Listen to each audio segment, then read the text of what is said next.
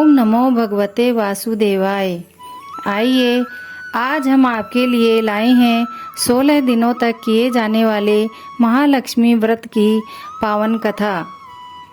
हर साल भाद्रपद मास के शुक्ल पक्ष की अष्टमी तिथि से महालक्ष्मी जी का व्रत प्रारंभ किया जाता है और महालक्ष्मी का ये व्रत आश्विन मास की कृष्ण पक्ष अष्टमी तिथि तक किया जाता है।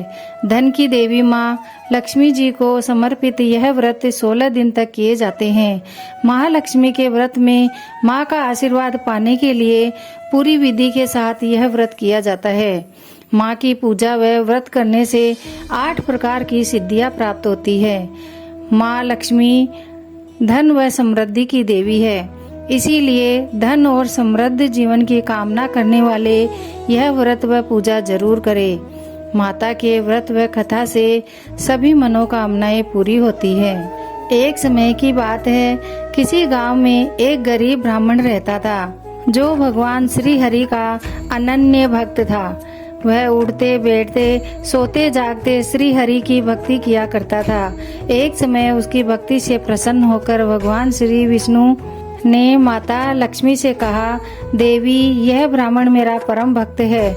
यह सोते जागते उठते बैठते मेरी ही स्तुति करता है। मैं चाहता हूँ आप इसके यहाँ वास करें और इसकी मनोकामनाएं पूर्ण करें।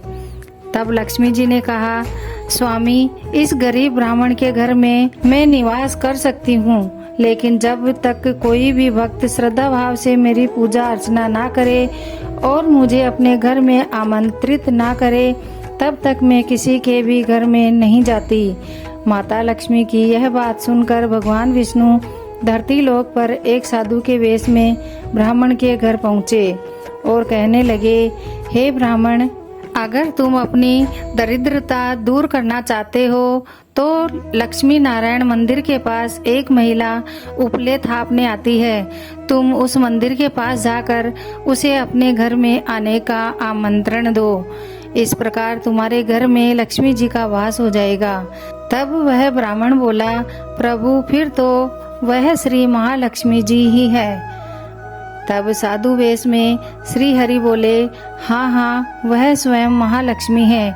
यदि वह तुम्हारे साथ तुम्हारे आमंत्रण देने पर तुम्हारे घर आती है तो तुम्हारे घर में महालक्ष्मी का वास हो जाएगा। ऐसा कहकर साधु के वेश में आए श्री विष्णु अंतर ध्यान हो गए। दूसरे दिन वह ब्राह्मण जल्दी उठकर मंदिर के सामने जाकर बैठ गया।